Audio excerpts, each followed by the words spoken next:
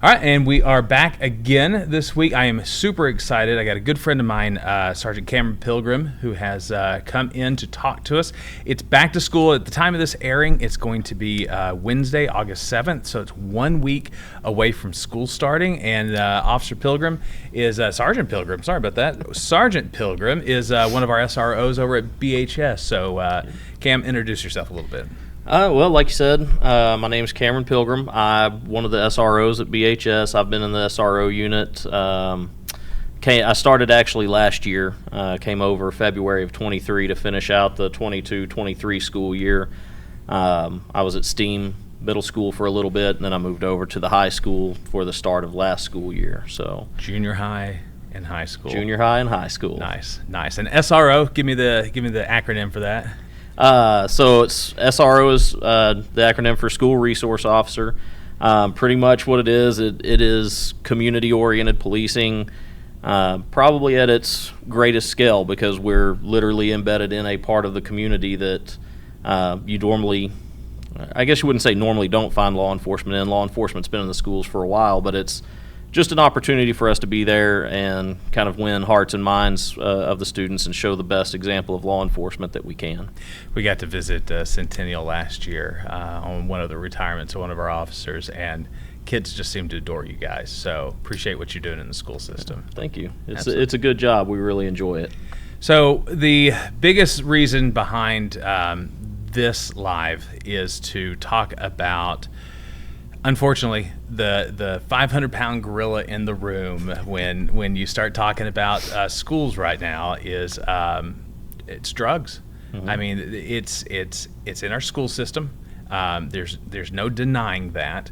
But what we want to do is really to kind of help inform parents on what to be looking for, and to give them an understanding of what to look towards if they suspect something from their kids.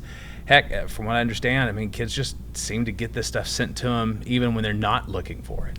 Yeah, it's unfortunately drugs they've become pervasive throughout our society, and it's really infiltrated this younger generation of kids. And you know, if you think back to when guys like you and I were growing up, it was far different in how that would be made available to you as opposed to how it is now. We didn't grow up in the golden age of social media. We didn't have the internet at our fingertips anytime that we wanted it. Right. So, you know, you had to actually know somebody who knew somebody and kind of follow that rabbit trail down, whereas now, you know, your kids can be on any number of social media platforms. They can have people reaching out to them and connecting with them. You know, there's just so much more opportunity for these kids these days than what there was in the past. And because of that opportunity and because of the nature of the drug business, I mean, you've always got people pushing these things and trying to get that product out to whoever they can get it out to, because they're all about making money. That's kind of the uphill battle that we're facing right now. It's interesting you say that, because last week we had a young lady on here who kind of gave an amazing story, but she had been addicted to heroin, meth, the whole 9 yards. And when I asked her, you know, it's just like, do you wake up one day and you're just like, I'm gonna go down the street corner and buy some meth? And she's like, man, it really was about hanging out with the wrong people. Mm-hmm. And knowing somebody that can get you into this was her way that she found recreationally to get in. But kind of after us talking, you pretty much almost don't even have to have that now. It's just a single text message, or as we'll be talking about social media here in a little bit, you can almost go online and just find it from a dealer, and you don't only have to be in the wrong crowd. You just kind of your own thing. Oh, absolutely. You know, and again, going back to our time, the old saying of bad company corrupts good morals, right? I mean, that's still true today. If you're hanging out with the wrong crowd, you have a bad influence in your life. It's far easier to have that happen. But there seems to be such a level of curiosity in this new generation of kids that, you know, when you talk about safety on the internet and you know, how some of these social media apps, you can connect with anybody. literally all you have to do is see their screen name, and you can send them a message, and you've got a direct link, and you have no idea where the person on the other end of that communication is from. They could be next door, they could be in the same city, they could be in this country or on the other side of the world. You have no idea, and you have no idea what they're trying to get to. You don't know what their end goal is. Right. But there's a lack of concern in regards to how we treat social media, and we allow our kids to utilize social media, and it really kind of sets them up to be in a really bad situation, and to be taken advantage of.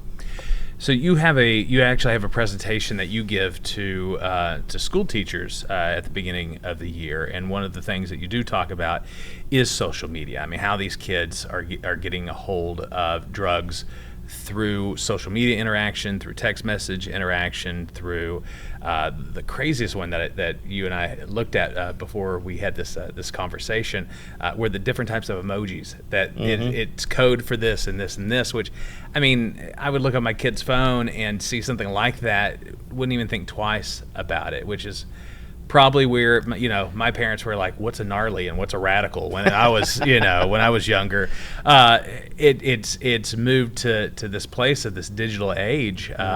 So let's kind of run through this. You actually brought a presentation with you, which is really neat because now we're using. Actually, we stole this from Sergeant Glass's office, so I don't know if he's going to find it or not. He's a detective. He should. We'll check his detective skills. Absolutely. Won't we? If he doesn't, he's a really bad detective. So, but yes, so you got this presentation, and we'll pop this up on full screen here in a second. But walk me through this. Is there social media platforms that by users?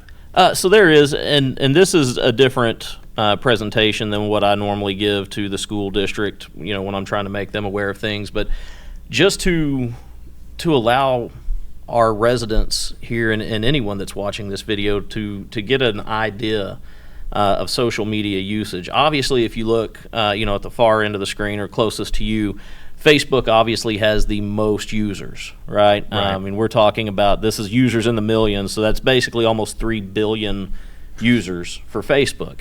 But Facebook is the social media of the older generation, right? Some of these young kids, they've got it, they're not really using it. Right.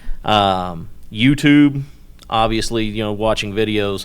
The big ones that we come across are the WhatsApp, the Instagrams, the TikTok. TikTok is huge. A lot of kids like to use that. Telegram and Snapchat are another two that are really big. And it just to give you an idea of what these numbers are, if you look at like Instagram, 2 billion users. TikTok, over 1 billion users. Telegram has 700 million. Snapchat has 635 million. So if you put it in perspective of, you add your child to that number, and they have access to talk to that many people in the world. Jeez. How do you control that? How do you know who your kid is talking to?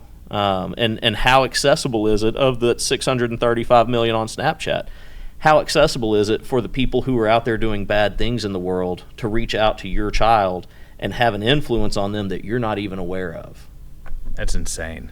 And just kind of looking at this list, I'll be honest with you, I've heard of WhatsApp. I have no clue, other than I always thought it was like a text messaging app. And, other than the old man thought process of why do you need a text messaging app? You could just text message. I'm sure there's something else behind that. And I'm sure you guys deal with that a lot more than obviously I know, but sure. Give me some examples of why what you're looking at with these young people in these apps. Well, and a lot of it, and we'll get into it a couple slides over, we have a breakdown of what each, not necessarily every single one of these, but what a lot of these apps are used for, and some of the dangers that they can present to our children.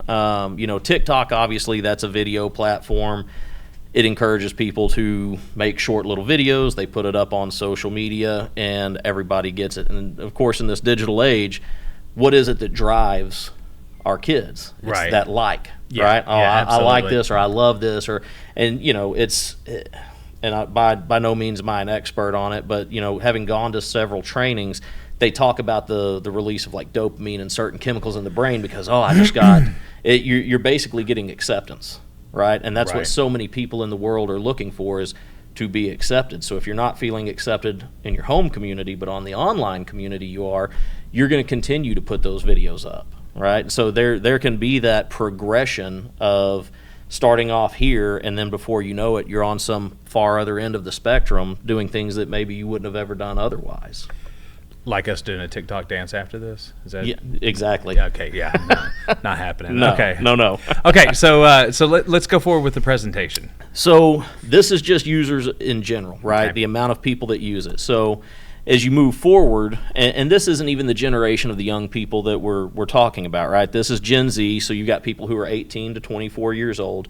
So while this can encompass some of the generation under them, our 16 to 10-year-olds, however old that kids are getting on social media at this Right. time, you can see the percentages of that generation and what platforms they use. So 61% are using TikTok, 58% are using Snapchat, Instagram, 56%, Facebook, right? We just talked about our generation. We're all about Facebook. That's what we grew up with, right? Yeah. I was in college when that came out, and I remember learning about it and doing the Facebook thing. Yeah, right. And of course, it's evolved as time goes on, as all social media will. But you can see that in the Gen Z generation, it's far less utilized than some of these other platforms are.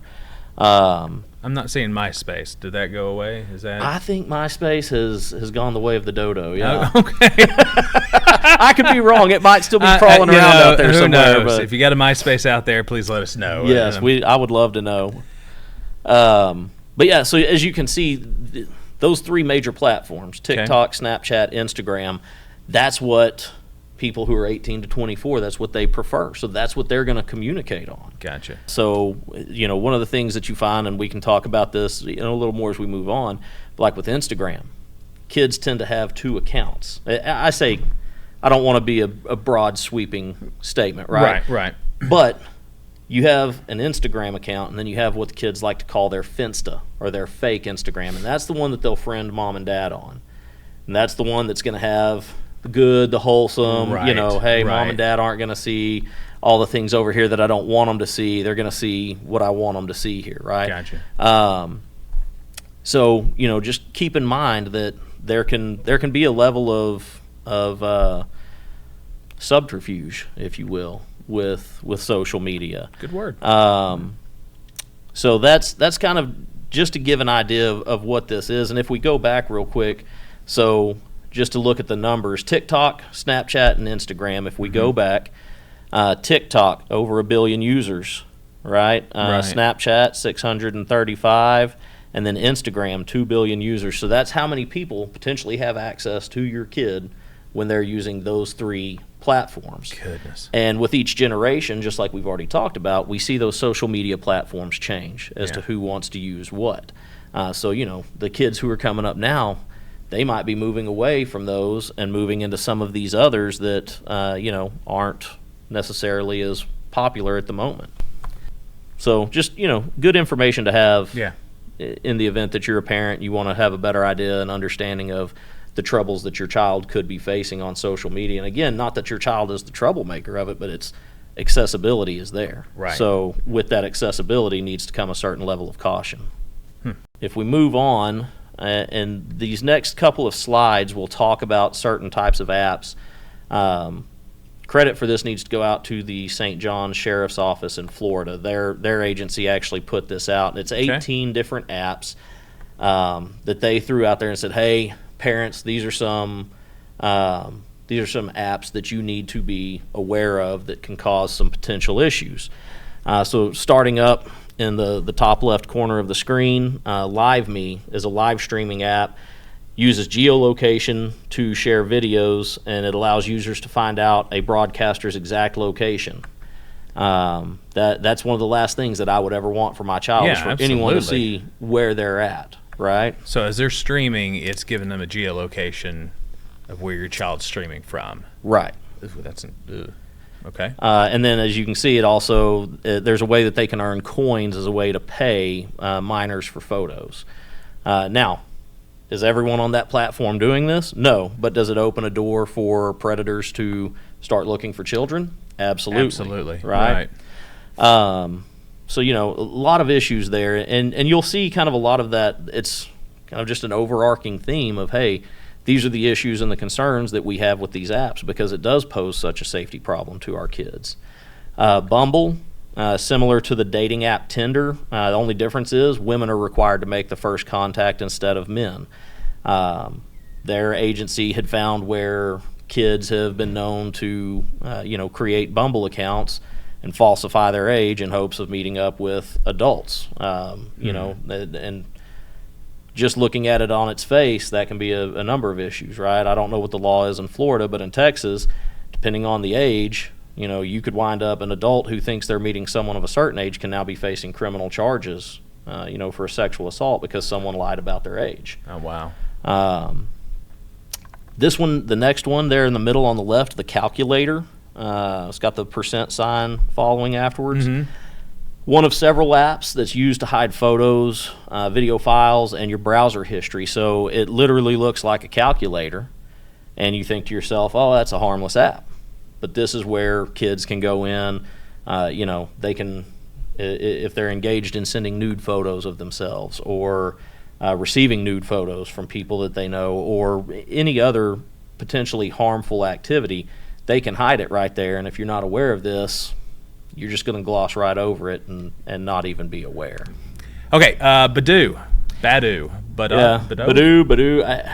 however you say it. Dating and social networking app, right? Users can chat, they can share photos, videos, and they can connect based on location. So again, you've got the opportunity for your location to be shared with somebody, and again, you don't know who they are, right? Right. The internet is a great place for people who want to appear as one thing to be able to do that, right? Because there is no physical contact with that person yet, so you may develop, for lack of a better words, a relationship with someone if you engage in an ongoing conversation, and in your mind, you've got an idea of who this person is and right. what they do. And then when you meet, or if you meet, it could be a totally different person, right? But it allows them to see where you're at. And that's what's so scary, because without knowing who they really are and what their intentions really are, it poses problems. And a lot of people think, well, that's kind of a negative way of looking at it, right? The truth of it is, over the course of my career and working in the areas that I've worked, I've seen enough bad situations in this that I would rather play it safe than open myself up to, if I was someone getting into these types of apps, I would be more concerned about who am I actually talking to and how do I verify it, right? Right. It's an unfortunate aspect where you can't always trust people to be 100% honest with you, computer screen to computer screen. Yeah. You said it earlier, and I think it beckons repeating. It's not that these apps are inherently evil or right. bad, but they leave the opportunity. They set up wonderful parameters for bad stuff to happen. Right, and that's the thing. People, I would seriously doubt that anyone who's ever created a social media platform created it with the intent for criminality. But unfortunately, because criminals are always looking for ways to up their game, if you give them a platform where they can go in and they can be deceptive and they can engage in practices that allow them more unfettered access to information, and we've kind of looked at this from, either a drugs aspect or maybe even, a sexually based aspect. But the truth of it is they might be able to start figuring out ways to steal your information, and now they're committing fraud crimes against you, right? I mean, there's a plethora of ways that these apps can be used against you in a negative manner when you signed up for it thinking that it was going to be, a good way to meet somebody. Right. So right. Yeah, and that does kind of come back to what we're talking about with the school and with drugs and stuff along those lines. Every single one of these apps have that ability to share that information, to give access to kids on how to score drugs, how to find somebody that can hook them up in that scenario. So it's real good to know that these apps are out there, because honestly, I mean, Like I can get on my wife's phone and I have to, it's an iPhone. I gotta scroll like 45 times to be able to go through it. She doesn't believe in folders. I don't understand why. She's chaos incarnate. But it's just if I had a kid's phone and there's just page after page after page, and I'm just looking at goofy apps and I'm thinking, well, none of this is harmful. Mm-hmm. Having at least to recognize something that, oh, hey, I saw this on that one thing. I need to look into this deeper. Right. Yeah. And that's what this is all about, is just trying to let you know.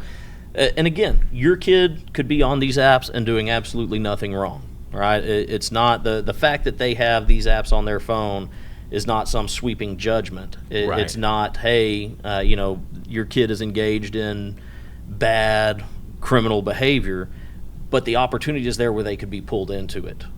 Most of the time, just completely unaware that that's what's really happening, and then all of a sudden you find yourself in a situation that you're not sure how to get out of. Yeah, absolutely. So we look at these others. Holla, it's a self-proclaimed addicting video chat app. It allows people to contact each other in mere seconds, and it's people that are all over the world. Reviewers, they talk about being confronted with racial slurs, explicit content, and who knows what else. Right. So again, you may get on there thinking, hey, I'm going to see some funny videos.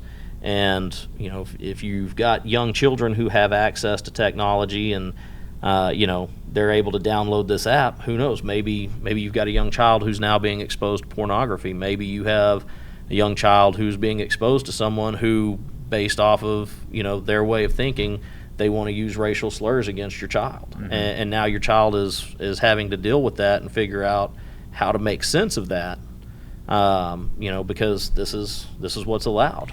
It sounds like things like a Facebook, Instagram, they're such a I don't know if you would even call them like high traded commodity, but they have standards. Mm-hmm. That if you're going to get some sort of pornography or something like that, their algorithm's probably going to catch that, delete it off, demonetize the person if they were an account that did that. But that some of these other apps mm-hmm. don't have those types of standards. Right, and that's the thing. And a lot of these are based off of basically freedom. You can put anything on here that you want. Okay, well, are most people going to create content that, for lack of better words, is safe? Right?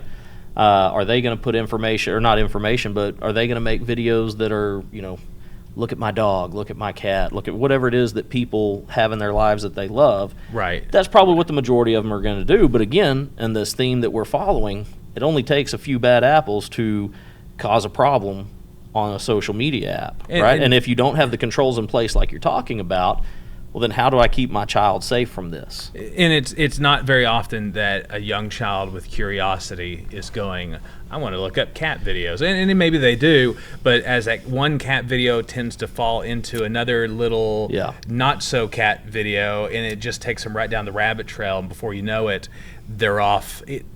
Freedom again, but mm-hmm. they're off spiraling down rabbit trails they would have never gone down before. Sure. Well, and you think about, too, we talk about people being able to access certain information like your geolocation, all of that. But even if they can't, what information could you potentially be putting out there that is completely unintentional, that you're not even aware you're giving away your location? Say you're a high school kid and you're down at the plaza and you are taking video, whatever else, and it captures the Mayor Vera Calvin Plaza in there. All someone has to do is pause that video and, okay, well, let me research this. Oh, that's Burleson, Texas. They're down there in Burleson. And now, if they're close enough, who knows? Maybe they're going to start trying to contact you and, hey, can we meet up? I'm not far off. Again, you don't know who they are and what their intentions are. Maybe that's just how people want to communicate. But there's a certain level of awareness that needs to be held in the dangers that can be present for especially juveniles. Really everyone that uses this, but juveniles in particular.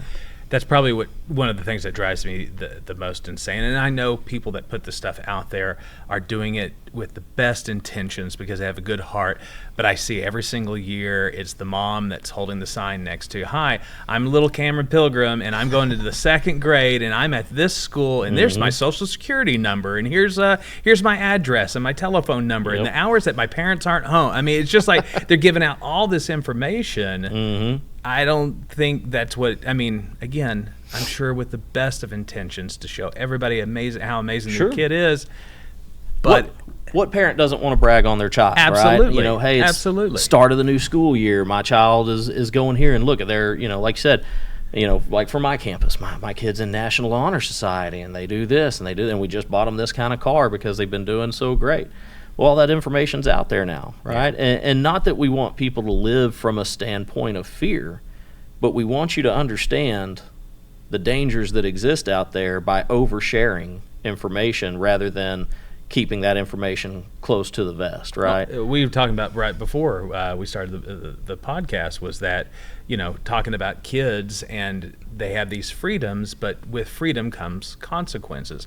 It's still, I'm 47 years old. I have freedom. I still have consequences. Oh, absolutely. And if it's putting my child's information out there that allows some sort of predator to gain more access to them, take a text message photo, send it to your friends or your family members or whatever, and tell them, don't post this on the internet, but here's little Cammie Pilgrim's 2nd grade photo, and here you go. I understand the desire behind sharing. I'll be the first one to admit I've probably done it myself, but there's consequences to putting that type of information out there. There is, and it's unfortunate, but it's part of being active in that community is being aware of those consequences that you talked about and understanding how to negate those consequences.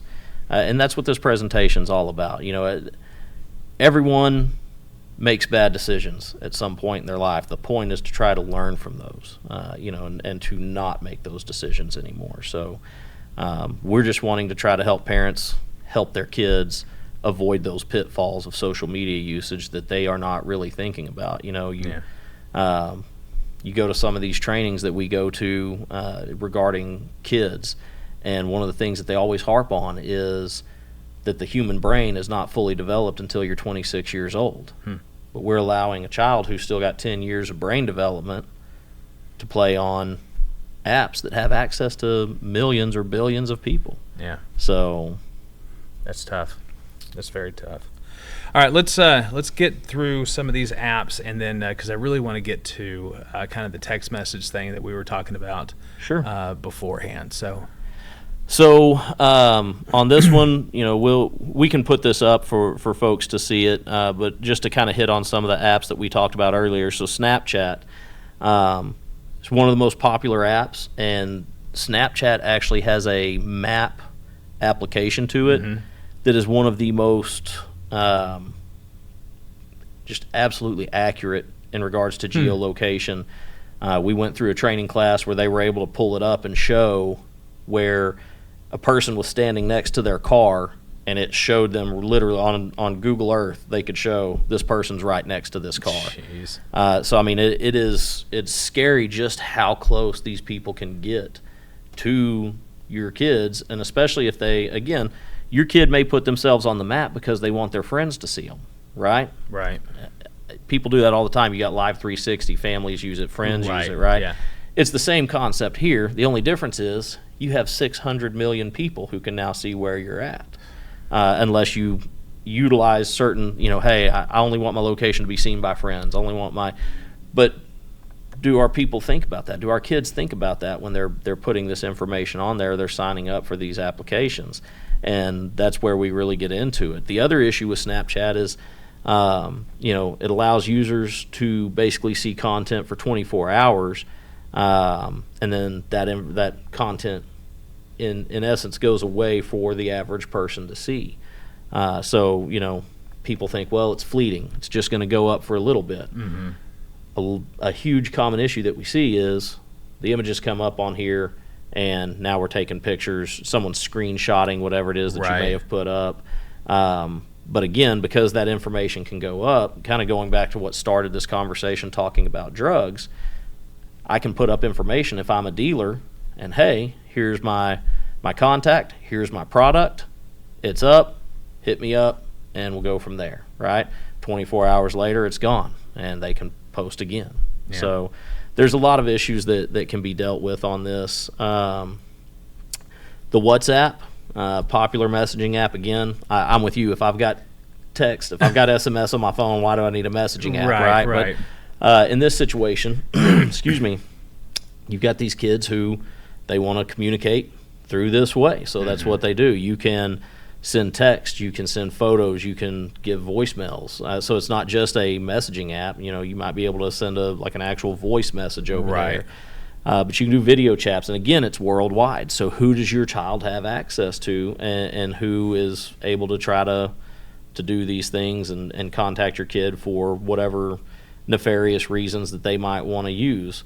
But it also uses an internet connection on smartphones and computers. The things that's scary about that is if you've got someone who's really good with technology, if they can figure out your IP address, now they can tie you down to certain addresses. Right. It's not about, if you're using it on your home Wi-Fi and they're able to figure that out, well, now they know that, hey, you live at 123 Main Street in Burleson, Texas, So, a lot of issues that can be up there. TikTok, again, it's, mobile device. Kids love to use it. They like to create and share short videos. Very limited privacy controls. We were talking about like the standards that Facebook or Instagram might have. Because there's such a limited control, you have very vulnerable users, especially when it comes to cyberbullying or explicit content, right? So things that you don't want your kids to be exposed to, it's very easy for them to come across. So kind of getting off of that and moving to the text messages like you're wanting to talk about, we're about to start talking about some of the emojis. And again, giving credit where it's due, this is actually something that the DEA has put out. You can literally search it, and they've got it online for you to see. Gotcha. But these are certain emojis that they found that people who are pushing drugs or buying drugs will use if they don't want to put into text, hey, I need, a kilo of whatever. Right?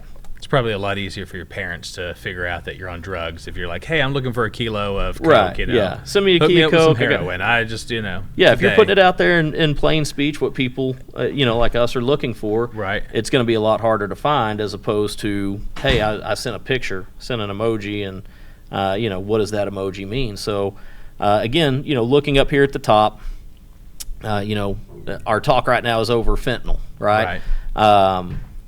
And I know in that last podcast that y'all did, Jaden talked about, she even used the term perks, or I believe she even said perk 30s, and that is the biggest issue that we're seeing. This fentanyl is coming through in basically fake prescription pills, but they look just like Percocets with the 30 milligrams, right? And so what they'll send is one of those three emojis, the round in the middle, just the blue dot. Another term that is used for these is blues. So, hey, do you have blues? I'm looking for blues. Or, hey, I've got a blue with a P on it.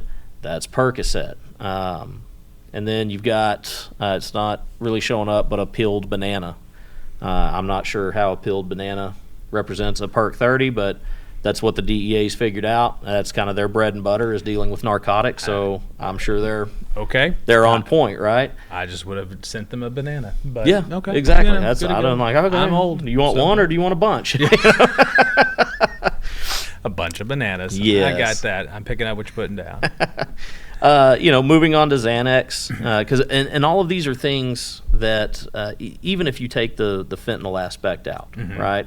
If it is true prescription Percocets or Xanax or Adderall, all of these are things that are commonly prescribed in our country, right? So again, easy access to it for anyone who is trying to sell it or buy it. Xanax, again, you see the first emoji is the same, right? If you look across all three, Percocet, Xanax, Adderall, they all have that yellow and red pill. Right. So that can be, it might be a catch-all code, and maybe that turns into a conversation between you and your dealer of, hey, well, what are you actually after? I've got perks, I've got, bars for Xanax, I've got Adderall, whatever the case is.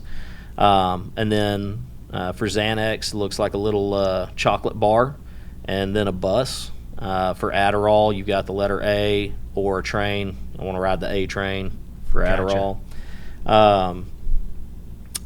But that's for your fake prescription drugs, right? Okay. Dealer signals, if they're advertising, you've got the little smiley face with the tongue out, the money signs, the crown, money bag, stack of cash, or the plug, right? And so, again, another term for a dealer is a plug. Gotcha. Right? So, not that I would expect they would be, but if your kid's walking around going, hey, I need to get my plug, where's my plug? Are they talking about an electronic device, or are they actually talking about this, right? So just something for parents to, if you hear it, perk up, pay attention. Let's see what we're talking about, right? High potency, rocket ship, a bomb or an explosion. Universal for drugs. Poor Canada here has got their maple leaf thrown up there. Right. Nothing screams drugs to me like Canada. Exactly. I think of maple syrup, but that's just me. I'm with you. What's that a boot? And then a large batch, a cookie. Okay. A single cookie. All right. So, if you were to send me a single cookie, in my mind, if I don't know the things that I know through this profession, I'd be going, why are you sending me a cookie? I would have no idea as an average resident of the city of Burleson that means I'm looking for a large batch of whatever dope it is, right? Yeah. Or I've got a large batch of whatever dope it is. Other drugs that they've got listed, and now we're talking about harder drugs than just the fake prescriptions, but all of these are things that can be laced with fentanyl, right? So you got meth, you got on my screen it looks blue, over here it looks purple, but it's the heart, the diamond, you've got the little science beaker with the green liquid in it. Talking about heroin, a brown heart or dragon. Cocaine, snow, obviously, snowman, diamond, an 8-ball for an 8-ball of coke. Gotcha. A key, if you want to get an actual kilo. Right. And then you've got the smiley face with its tongue out, and then what I'm assuming is supposed to be a puffer fish. They don't always have to make sense. They don't always have to make sense, but if it is a understood lingo between people who are looking to sell and people who are looking to buy, that's all it takes, right? But so many of these might not stand out, right? Yeah, absolutely. If you're looking at your kid's phone and, hey, what's a brown heart stand for? If somebody sends just a message with that, oh, someone loves my kid. Right. Right? Yeah, absolutely. To the person who is out there living their life, doing their best to just go through the day, abide by the law, be productive member of society, they're not going to be thinking about this. But again, that's why an agency like the DEA put this out there. Some of them make perfect sense, right? Mushrooms, there's a mushroom. MDMA and mollies, again, you're seeing some consistent themes with that red and yellow pill. Right. Red Heart, Lightning, Red X, the cough syrup, grapes. Real quick, go back to No. MDMA and mollies. I have no clue what either one of those are. It's been a long time since I started on my my alcoholic trip with the Zima when I was 16. So I think it's about as harsh as I got in life. And so MDMA and mollies, explain that one too. So MDMA is basically the primary illegal narcotic that you would find in like ecstasy. Right, so gotcha. Again, very potent narcotic that can have very different outcomes for people.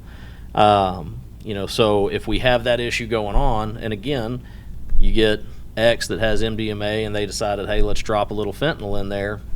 Who knows how that's going to turn out? Because the big difference, and I know that this goes without saying, but just to go ahead and put it out there anyway, the big difference between pharmaceutical manufacturers and street pharmacists is that a street pharmacist doesn't care about the dosage that's going in. They're not going to sit there and have controls in place that says we're only going to put so much in here. They're just going to create it. And for the people who are creating this in bulk, the big criminal syndicates across the world, again, they don't care because they know they're always going to have a supply chain, right? There's always going to be an end user somewhere that's trying to buy this. The money's coming back to them. They don't care about the people that they are harming in this. They're just in it to make the money. And so you never know what is in this pill that you're going to be taking, or in whatever other type of drug that you may have bought from someone on the street. Those are the concerns that come up that you just have to, unfortunately, you have to be aware of. Yeah. Because it's the reality of the situation. Okay. Marijuana, you got a puff of smoke, you got a little bit of a blaze there going. Mm-hmm. You got your trees, your green leafy. So if you're talking about the devil's lettuce, that's the way Right. you want to go. And then the other thing, of course, we haven't really hit on it, but you got your typical marijuana, and then you've got your THC. So I like to say that regular marijuana is the devil's lettuce, and Right. The THC is where you're going to have your jazz party with your jazz hands. That's your jazz lettuce Gotcha. there. So, but anyway, those are just different emojis that you can be looking for that may exist that the kids might be using as a way of trying to potentially hide activities that they're engaging in. Gotcha. Just having one of these on there doesn't mean your kid is dealing or receiving. Right. You had mentioned earlier, allow it to kind of to perk your attention to it. Absolutely. If you start seeing something like this on your kid's phone and you're really starting to see a change in their attitude, now you're starting to suspect, because you got wonderful education from us and you use that knowledge to look at your kid's phone and you're seeing that, what do you do as a parent? At that point, there's a number of different ways, and I don't want to be one to try to tell a parent how to raise their child, right? We have some parents that they're going to see that, and the first thing they want to do is notify law enforcement because they might be out of their element, right? Yeah. How do I even talk to my child about this? How do I bring it up? How do I do whatever? What if there's more information? If you as a parent want to sit down with your kid and find out, hey, what's going on? Tell me what's happening here. You're responsible for that child until they're 18 years of age. Right. And as such, utilize your parental rights and take that active role with them and make sure that they're not going down a path that can get them into trouble, because at the age of 17, they start facing adult criminal charges rather than through the juvenile system. That's a whole different ball game as well, and like you said, it doesn't mean that just because your kid got sent a message of a cookie or a palm tree or a blue circle, who knows, maybe that's what their particular friend group uses as lingo. But again, if you've watched this video and you've seen some of the issues that we're seeing, what some of these messages can mean, let's go have that conversation with them. So our next slide here, this is kind of going back to our apps again. Okay. I just wanted to kind of show certain apps. These are apps that are designed for concealment. Up here you've got different ones. Excuse me. You can see there's another calculator app in that top right corner that is designed to conceal. You've got Avast 1, and those two images on the left side of the screen are related to that. So you can see that you can go in there, you can remove the app in general, or you can remove it from your home screen, so maybe it goes into a folder. And again, not wanting to try to get parents to view their kids as these secretive folks, but Right. if you see a bunch of folders, do you have a very oriented child who's going to have everything in a folder? Are they super dedicated to, I want this and this and this and this, or whatever the case is, your child better than we do. So if it perks your or piques your curiosity, take a look at it. Yeah, absolutely. And see what's going on. And it may not be anything sinister, right? It may not be drug related. Maybe it's just that they're engaging in, videos. Who knows? Maybe they're trying to be the next Jackass TV show, right? Right. They might be out doing stunts that you would never approve of as a parent. Be like, you're about to break your neck, Yeah. right? But again, if they're hiding it from you, there's a potential for danger to be there, Yeah. right? So those are just some of the things that you might be worried about. Right here, welcome to Cloak. Anytime I see an app that says Cloak in it, it tells me that you're using it. I mean, what is a good reason to use that? Right. Right. it is literally designed to hide things from people. And if you're trying to hide things, there's obviously there's a reason that you're hiding it for. Again, maybe you are using it for a good reason. Maybe they're planning some top secret, hey, it's wife's 40th birthday party and this is where all the plans are at. Right. But, generally when you're trying to hide something, it's not always for the best reasons. Yeah. So I get that. But yeah, these are some of the things that we see, some of the things that you might consider paying attention to, as you move forward on your path as a parent and trying to help your child navigate, the world that we live in. It's an ever-changing world, and this is not the end-all be-all. It's not a catch-all, but what it is just a way to try to give you some tools, in your proverbial tool belt of how do I approach my child with this, and how do I address it with my kid? How do I talk to them and just try to make sure that they're okay in this really, crazy world that we live in. So let me ask you one last thing as we kind of wrap stuff up. You got a parent who doesn't even suspect they know. They understand their kid's got a vape pen. It's got THC in it. They're in a bad place, and they want to get that kid help, but they're worried that their mindset goes to, as soon as I turn my child in, the police and the state are going to rip my child away. They're going to throw him in a jail cell, and then he'll never see the light of day. He'll never be able to get a job. He'll never be able to do that. Kind of walk parents through how to get your child help and maybe alleviate some of those worries. Mm-hmm. It all kind of depends on the age of the child as to where you start, right? Obviously, if they're 18 or above, your options are severely limited because at that point, they've basically achieved their freedom through becoming an adult, and it kind of turns into more of a, we're going to hope that you're going to cooperate with us on this rather than us being able to take you and get certain things done. When it comes to anyone that's under that age, there's a number of different ways that you can go with it. Yes, you can call the police if you want to. Officers can come out, they can deal with that. There's always the potential for, criminal enforcement action being taken there. While there is certain levels of discretion that officers can use, if you're talking about THC, which it doesn't matter what level you're talking about, whether it's an edible, whether it's an oil, whether it's the wax, it's a felony in the state of Texas, right?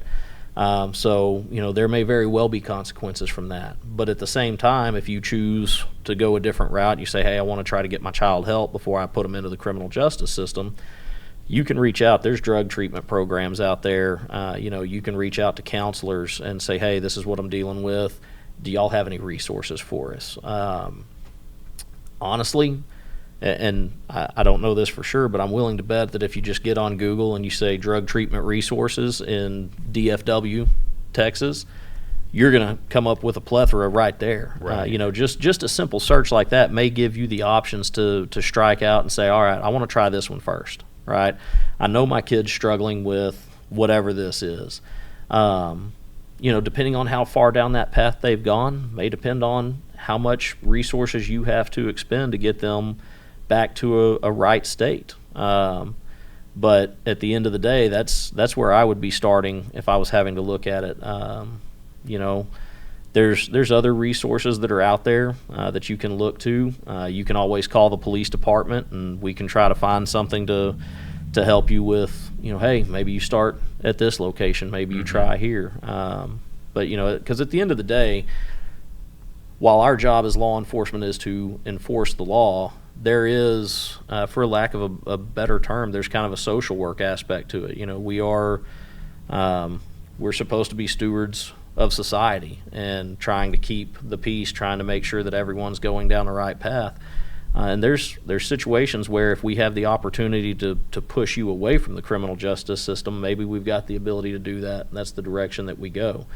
I would certainly hate for a kid who wants to get help to get a criminal history instead. Right. So if we've got the opportunity to help, I'm always for that. Just understand that, certain situations we have laws. I mean, the police are required to follow the law and enforce that law. So in that situation, that may be what we're up against. We may have to do that. But at the same time, I'd like to be able to try to help people where I can as well. So, you excited for this new year? I am ready to get it started and see what's in place for us. We've been over there for a couple days now trying to get things in order and ready. But it's always interesting because it's like Forrest Gump says, it's like a box of chocolates. You just never know which chocolate you're gonna get. Are you gonna get for me, I don't like the ones that have the cherry in it. I'm out. So am I gonna have a cherry cordial year, or am I gonna get the one that's got a little bit of coconut in the middle that I find delicious? So there's nothing wrong with a Mounds or an Almond Joy. So absolutely, that's all good. It's all good. I'm hoping for a Mound year. I can deal with that. So you heard it. Send Sergeant Cameron Pilgrim Mounds and Almond Joys. I'll take the Almond Joy, but just send it to him so he can give them to me. Cam, dude, thanks, man. I appreciate this. Big time. This has been a good discussion, and there's just so much to unfold, and it's not just going to be through this one broadcast, but sure, it's definitely that place where we just talked about parents communicate with your kids, constantly be involved in the things they do, because it's just not a come home, they go to the room, shut their door, and then they're out of sight, out of mind, so they're probably fine. That's probably the worst place they can be. I saw an interesting stat, and I don't know that it's a true stat. I saw it on the internet, so we know that it's got to be verifiably everything true. on the internet is true. So. But they said basically that by the time your child turns 12, 70% of your time as a parent with them is gone. And by the time they turn 18, 90% of your time as a parent with them is gone. So if you take that at face value and you realize I've only got so much time, because as your kids get older, they get into other things, right? Yeah, and you're absolutely. playing sports, and then they start driving, and then they go to work, and so you've got all these other influences that are there. And I think the main message that we need to push in this is, it is imperative for you as the parent to always be that steady, good influence in their life, because you don't know who they're dealing with when they're at work, or who they're dealing with when they're at school. What kind of influences are coming down on them. And like you said, it's not, between the last podcast and this one, we're not solving all the problems, but I think we are striving to reach that goal of our motto of being in partnership with the community. We want to make you aware of what's out there and be that partner with you to help walk. Again, we can't take every step with you, but we want to help you get as far as we can. That's the biggest purpose behind this whole video series of lives, is to get that education out to the community, being partners with the community, allowing the community to engage with us, ask the questions that they probably wouldn't be able to I feel free just to walk up to a random officer and say, by the way. So this has always been very helpful, and like I was telling Jaden after her interview and after the live broadcast, I got so many direct messages. The comment section was great. It was wonderful. But as people are watching the video, they're commenting down. But it was the direct messages afterwards of people that weren't comfortable speaking in the comment section that had said stuff like, I lost my son to fentanyl. I lost my cousin. I lost my uncle. And so we know that the community is listening, and the fact that they're engaging back with us. So, yeah, it's definitely something that's needed. And I'm happy that we have a chief that has really pushed this. Technically he gave me a job, so I appreciate it, Billy. Appreciate it. Cam, thanks again, man. Yeah, absolutely. So big time. Yeah. This is great. So we'll be seeing you at the football games and all that kind of good jazz. Be it I say all of the BHS varsity games. Be there for that. If you look around, you'll probably see me at. I usually work the soccer games. Nice. Try to be at the events. Just be involved as the SRO on that campus, and your day doesn't necessarily end Yeah. at 5 o'clock. Sometimes you're there and you're trying to support these kids in other ways. But yeah, if you see me come up, say hi. I'm always happy to talk to the public. If you've got concerns as a parent, feel free to reach out to me as well. That's what I'm here for. Excellent. Excellent. All right, Burleson, thanks for hanging out with us this far, and we'll be reading those comments, and we'll be giving you answers as quickly as possible. And if you have something that you're not comfortable putting in the comment section, please do DM us. We will send you a message back, and we'll see you next time.